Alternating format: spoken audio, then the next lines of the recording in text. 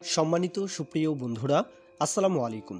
আজকে আমাদের HTML CSS পর্বের আরও একটি ক্লাস। আর আজকের ক্লাসে আমরা এরকম যেই কার্ড সেকশনগুলো অনেক বিভিন্ন ওয়েবসাইটে আপনারা দেখতে পারবেন, সেখানে কিন্তু প্রিমিয়াম ফিচার নেওয়ার জন্য কিন্তু এরকম বক্স কিন্তু সাজানো থাকে। তো সেই বক্স কিন্তু আমরা চাইলে HTML CSS এর মাধ্যমেই এত সুন্দরভাবে কিন্তু আসলে ডিজাইন করতে পারি।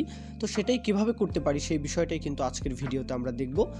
তো আমি আমার HTML ফাইলে বডি ট্যাগের মধ্যে কার্ড সেকশনকে আগে থেকেই আসলে স্ট্রাকচার করে রেখেছি। কার্ড সেকশনের মধ্যে দুইটা ট্যাগ, একটা হচ্ছে পি ট্যাগ আর একটা হচ্ছে স্প্যান ট্যাগ। স্প্যান ট্যাগ দিয়ে কিন্তু আমরা মূলত মূল কাজটা করব। আর CSS ফাইলে দেখতে পাচ্ছেন পপিস যেই ফন্ট সেটা সহ কিন্তু কিছু যেই বাড়তি যেই কোডগুলো সেগুলো সকলেরই জানার কথা। তো লাইভ সার্ভারে আমাদের বর্তমান সাইটের যে অবস্থাটা সেটা আসলে দেখতেই পাচ্ছেন। তো এখন আমরা সরাসরি কোড করব। প্রথমত পুরো সেকশনটাকে আমরা মাঝখানে এনে তারপর ডিজাইন করব। তাহলে বডিকে ধরতে হবে, এটার হাইট দিয়ে দিলাম 100 ভিউ হাইট মানে 100%। তারপর ডিসপ্লে ফ্লিক্স অ্যালাইন আইটেম, এটা ওয়াই অক্ষ বরাবর সেন্টার এবং জাস্টিফাই কন্টেন্ট এক্স অক্ষ বরাবর সেন্টার। ওকে, এখন আমরা মূল বডিটাকে মানে পুরো বডিটাকেই কিন্তু ব্যাকগ্রাউন্ড কালার দিয়ে দিতে পারি। আমি আমার মতো একটি কালার কোড এখানে দিয়ে দিচ্ছি।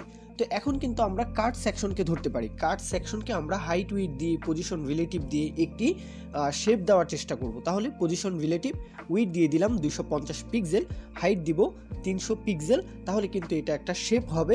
সেই সাথে এখন তো দেখা যাচ্ছে না, ব্যাকগ্রাউন্ড কালার কিন্তু দিলেই এটা ভিজিবল হবে। তাহলে আমি এখন ব্যাকগ্রাউন্ড কালারের জন্য একটি কালার কোড এখানে দিয়ে দিচ্ছি। দেখতে পাচ্ছেন এখন কিন্তু ভিজিবল হচ্ছে, তাই না? তো এখানে আপনারা চাইলে লিনিয়ার গ্রেডিয়েন্ট কালার কিন্তু ইউজ করতে পারেন, কিন্তু আমি এখানে সিম্পলি দেখিয়ে দিচ্ছি আর কি। তো যাই হোক, বর্ডার রেডিয়াস দেওয়ার পরে বক্স শ্যাডোটা কিন্তু এখানে ব্যবহার করলাম। তাহলে কিন্তু মূল যেই বলবো বক্সটা সেটা কিন্তু আসলে এখন সুন্দরভাবে ফুটে উঠেছে, তাই না? তো এখন কিন্তু কার্সর পয়েন্টার, যখনই কার্সর নিয়ে যাওয়া হবে পয়েন্টার থাকবে। ওকে, তো এখন এই কার্ডকে হোভার করা হলে কি করব, ট্রান্সফর্ম স্কেলটা একটু কমিয়ে দিব। আপনারা চাইলে বাড়িয়ে দিতে পারেন। তো এটা কিন্তু হুটহাট চলে আসছে। যখনই আমরা ট্রানজিশনটা দিয়ে দিব তখন কিন্তু এটা হুটহাট আসবে না, মানে এটা এই ডিউরেশনের মধ্যে কিন্তু স্মুথলি এটা আসবে। একটা হচ্ছে হুট করে আসা, আরেকটা হচ্ছে এই সময়ের মধ্যে তুমি আসবে। তার মানে 0.3 সেকেন্ডের মধ্যে তুমি মানে ট্রান্সফর্ম স্কেলটা একটু কমে যাবে। ওকে, তো এখন আমরা কার্ড সেকশনের মধ্যে যে পি ট্যাগ রয়েছে না, ওই যে ফিচার 1 যে আমি লিখেছি, তো এই ফিচার 1টাকে আমি চাই মাঝখানে অ্যালাইন করতে। তাহলে হাইট 250 পিক্সেল, হাইটের সাথে কিন্তু উইডটাও কিন্তু 300 পিক্সেল দিয়ে দিলাম। আমার এখানে স্পেলিংটা দেখতে পাচ্ছেন আমি মিস্টেক করেছি, তো আপনারা উইড দিয়ে দিবেন। লাইন হাইট দিয়ে দিলাম, টেক্সট অ্যালাইন সেন্টার, ফন্ট সাইজটা একটু বাড়িয়ে দিলাম, ফন্ট ওয়েটটা একটু বাড়িয়ে দিলাম। তারপর এটাতে কালার আমি আমার মতো করে একটি কালার এখানে যুক্ত করলাম। ওকে, তো এখন আমাদের পি ট্যাগের কাজ কমপ্লিট, তাই না? তো এখন আমরা স্প্যানকে ধরতে পারি। হ্যাঁ, স্প্যানকে ধরে আমরা এখানে কিন্তু স্প্যানের পজিশন অবশ্যই এখানে অ্যাবসোলুট, মানে এখন এটার প্যারেন্ট হচ্ছে কিন্তু আমরা কিন্তু কার্ড সেকশনকে প্যারেন্ট রেখেছি, তাই না? তো স্প্যানকে অ্যাবসোলুট উইড দিয়ে দিলাম 180 পিক্সেল, হাইট 180 পিক্সেল। তারপর ব্যাকগ্রাউন্ড কালার ব্ল্যাক, দেখার জন্য বোঝার জন্য। এই ব্যাকগ্রাউন্ড কালার কিন্তু একটু পরে আমি এটা রাখবো না। তারপর টপ থেকে -50 পিক্সেল, লেফট থেকে -50 পিক্সেল। কেন দিচ্ছি, ডিসপ্লে ফ্লিক্স কেন ব্যবহার করছি একটু পরে আমি আপনাদেরকে এই বিষয়টা এক্সপ্লেন করব। Display flex, align item centre, justify content centre, ওভারফ্লোটা হিডেন রাখলাম। কেন রাখলাম? ওকে, তো এখন আমরা মূল কাজ শুরুর কাজটা করব। স্প্যানের মধ্যে শুরুকে ধরলাম, তারপর পজিশন অ্যাবসোলুট।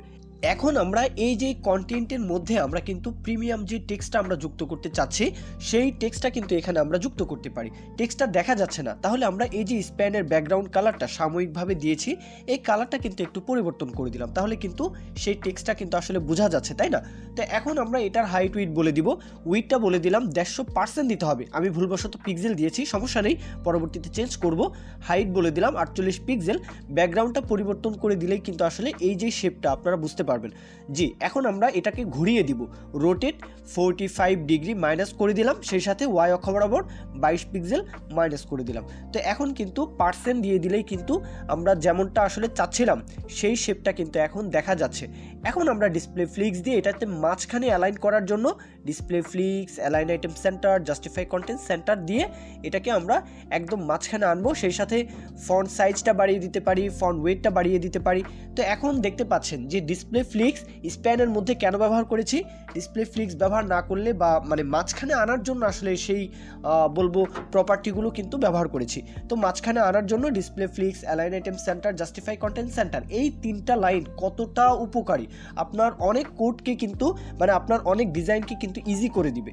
জি, এই 3টা কোড। তো যাই হোক, এখন আমরা জাস্টিফাই কন্টেন্ট সেন্টার মানে এই যেই বিফোরের মধ্যে আমরা কালারটা দিয়ে দিলাম, কালারটা চেঞ্জ করে দিলাম। এখন ফন্ট সাইজটা একটু বাড়িয়ে দিলাম, ফন্ট ওয়েটটা একটু বাড়িয়ে দিলাম, লেটার স্পেসিংটা দিয়ে দিব। হ্যাঁ, লেটার স্পেসিং 3 পিক্সেল বলবো যে প্রত্যেকটার মাঝে যেন একটু ফাঁকা থাকে, তাই না?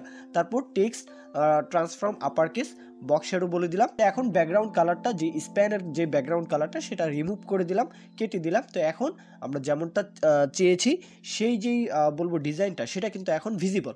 তো এখন আরেকটু কাজ বাকি আছে, বিফোরের কাজ তো করলাম, এখন আমরা আফটারের কাজটা করতে পারি। আফটারের কাজের মাধ্যমে কিন্তু আমরা এই যে প্রিমিয়াম যেই বলবো শেপটা, এটার দুই পাশে কিন্তু আমরা একটা আলাদা এক্সট্রা একটা বর্ডারের মতো শেপটা দিতে পারি। ওকে, পজিশন অ্যাবসোলুট, কন্টেন্ট কিছুই থাকবে না। প্রথমত এটার হাইট উইথ একই থাকবে, সেম থাকবে 15 পিক্সেল, দেখতে পাচ্ছেন। তো এখন ব্যাকগ্রাউন্ড কালারটা যদি দেই তাহলে আপনারা এটা দেখতে পারবেন, বুঝতে পারবেন যে আমি ব্যাকগ্রাউন্ড কালারটা ব্ল্যাকের দিকে দিয়েছি। তো এখন কিন্তু সুন্দরভাবে কিন্তু এটা দেখা যাচ্ছে, তাই না? তো বটমের দিকে থাকবে, একটা থাকবে বটমের দিকে বক্স শ্যাডোর মাধ্যমে, আরেকটা থাকবে টপের দিকে। ওকে, তো দেখতে পাচ্ছেন জেড ইন্ডেক্স, এটাতে অবশ্যই মাইনাস থাকবে। সেই সাথে এখন যদি আমরা বক্স শ্যাডো, হ্যাঁ, বটম থেকে 0, লেফট থেকে 0, এখন বক্স শ্যাডোটা যখনই আমরা এখানে যুক্ত করব তখন কিন্তু দুই পাশে একটা শেপ কিন্তু এখন দেখা যাচ্ছে, তাই না? তো এই বিষয়টাই তো কিছুটা ট্রিকি ছিল, আর বাদবাকি যে বিষয় আশয় তো দেখিয়ে দিলাম। তো আশা করব কোডের উপর বেচ করে আপনারা আরও প্র্যাকটিস করবেন, ডিজাইনটা আরও ভিন্নভাবে করবেন। আমি এখানে জাস্ট ব্যাকগ্রাউন্ড কালারটা ব্যবহার করেছি প্রত্যেকটার জন্যই। তো এখানে আপনারা চাইলে লিনিয়ার গ্রেডিয়েন্ট কালার যখন ব্যবহার করবেন তখন কিন্তু আমি ভিডিও শুরুতে যেমনটা দেখিয়েছিলাম ঠিক সেম কিন্তু আপনারা মানে সেম ডিজাইনটাই কিন্তু আপনারা চাইলে করতে পারবেন, সমস্যা নেই। ওকে, তো এই পর্যন্তই ভিডিও। যদি ভিডিও থেকে কোনো না কোনোভাবে আপনারা উপকৃত হন মনে হয় তাহলে অবশ্যই চ্যানেলটি সাবস্ক্রাইব করে রাখতে ভুলবেন না, লাইক কমেন্ট শেয়ার এগুলো মাস্ট করতেই পারেন, তাহলে দিন দিন আমার যে ভিডিওর কোয়ালিটি অবশ্যই ইমপ্রুভ হবে ইনশাল্লাহ। তো এই পর্যন্তই, সকলেই ভালো থাকবেন, আল্লাহ হাফিজ, আসসালামু আলাইকুম।